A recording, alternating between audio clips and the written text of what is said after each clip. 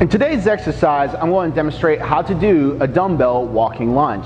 Now, this is a great exercise that activates the quads, hamstrings, and also the glutes. So what I'm going to do is go ahead and demonstrate how to do the exercise. Now, the first thing you need is obviously some dumbbells. As you see, I have placed onto the ground. Now, what I'm going to do is go ahead, squat down, and pick up my weights, all right?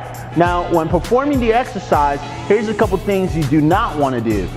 First thing is this. You don't want to have your shoulders rolled back, all right? And then you want to look down and then do the lunge.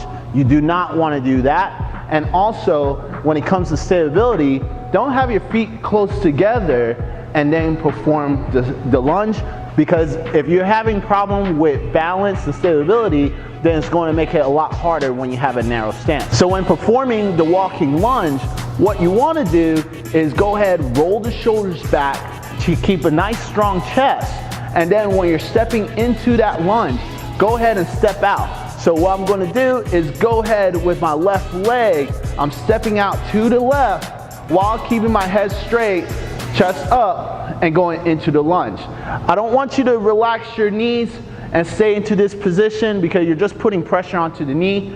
Just go as low where your knee breaks at a 90-degree angle and the back knee is barely touching the ground, all right? So I'm going to go ahead and go do this in real time. So, like I said, stepping out, looking straight, right into it.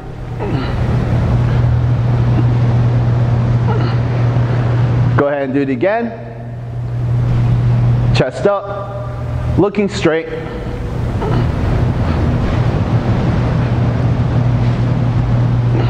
This is how you do a dumbbell walking lunge.